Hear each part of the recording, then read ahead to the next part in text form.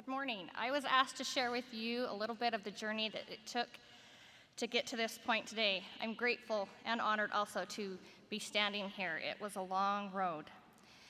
The road that I traveled started a long time ago when I was a young person living in Texas, and it's taken a lot of twists and turns that at that time I didn't think would be in my path.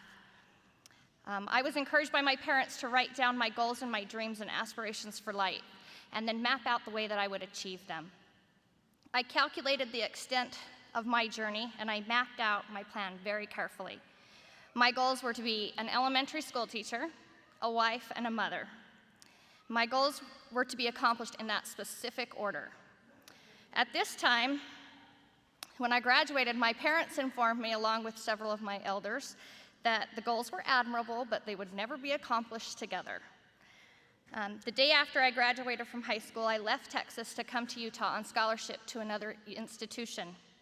I began my studies, and like most young people, found the social life and freedom that college brought was very empowering.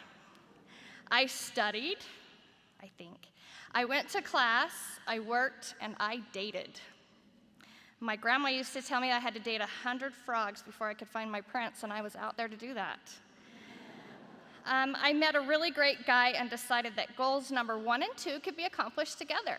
Why not? Who couldn't have a 4.0 study buddy all the time? So our life changed slightly, and I got married, and Justin and I continued our education. Rose-colored glasses were soon removed by the reality of bills and obligations. While we both continued to go to school, we also had to work and pay the bills. So we transferred to another in-state institution to attend school, and we served as resident directors for a bunch of freshmen on-campus housing. That was an adventure. During this move, I encountered what would be the first in a series of medical setbacks. I had to cut my schooling to part-time, and later that year, to our surprise, we found out that we would be expecting our first child. Now I had to carefully look at my life's goals and if I really thought that I could accomplish them all. I decided to work on the goal of being a mom for a few years and put my goal to graduate from college on hold. It was an exciting and tremendous time.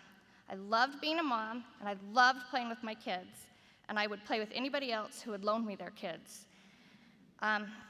My friends would often say that I was crazy to give up on college, that I would have made a really great teacher. But I would just smile and tell them that I hadn't given up. My road was just taking some twists and turns I hadn't anticipated. After graduation, for Justin, we accepted his first teaching job because we all know that graduation is a wee process. We moved our family, and I joined the PTA, served on the community councils, volunteered in the classrooms, listened to kids read, played on the playgrounds, did anything I could to be involved. I hoped that someday that I would be the one who had my own classroom and would be able to finish. Over the next several years, more medical roadblocks were put in our path as I received diagnoses requiring multiple surgeries and procedures. Diagnosis of cancer, autoimmune disease, meningitis, and other barriers caused a partial eclipse to fall over my goals. But the support of an amazing family, determination, and a positive attitude, I was able to make steady progress towards recovery and accomplishing all of my goals. When our youngest daughter entered first grade, I, like many others, graduated from the Teachers College, began working in the public school system as a classified employee, meaning that you weren't really supposed to be saying you were teaching children. I loved children and wanted to make a difference in their lives. Every day I went to work with the idea that to the world I was just one person, but to one child that day I was going to be the world. I was going to make a difference. After working in a Title I school and as the technology specialist and the director of the extended day program for several years, I was encouraged by others, and when I decided it was time to finish. I enrolled in WGU and went to work. I was assigned WGU's most amazing, positive, terrific, and encouraging mentor available out there. We worked so well together. I would set my goals, and my mentor would give me insight, and we would work together to achieve my goals. I think when we first started, my mentor thought my goals were a little lofty, and I was going to be disappointed. But she never offered a negative word. She was always there for me, even when it wasn't my turn on her schedule. Kim King is an incredible example of the mentoring program at WGU. Because of her assistance and the program, I was able to accelerate and finish my teacher certification in 6 months. Sociologist Robert K. Menton is quoted as saying, "If I have seen farther, it is by standing on the shoulders of giants." Many giants have helped me reach this goal. Over the years, my perspective of goals has sometimes dimmed. I began to be discouraged. These giants would then lift me up and allow me to stand on their shoulders so I could view my goals on the horizon. Then, my goals and dreams became achievable again. My giants include my parents, who gave me my firm sense of direction in life and encouraged my independent spirit and drive. I have the most wonderful husband, Justin, who stood by my side and was my personal motivator and to keep going. He is amazingly optimistic and has helped me every step of the way to achieve this goal. Our 4 children, Justin, Joshua, Jacob, and Kenzie, I love them. They had to sacrifice so much for me to do this. They gave up their individual talk time at night, they forfeited camping trips, fishing trips, family outings, and they even had to make some of the meals themselves, so I could read hundreds of pages a night and study. They even turned flashcards for me. They probably could have received a degree too. My second mom, who never gave up on me, she will always be one of God's angels on earth. My extended family members who rallied around our family, they have seen us through difficult times and are here to celebrate the positive ones with us as well. I had amazing educators who surrounded me from the Davis School District, and especially from Crestview Elementary. They offered insight and direction.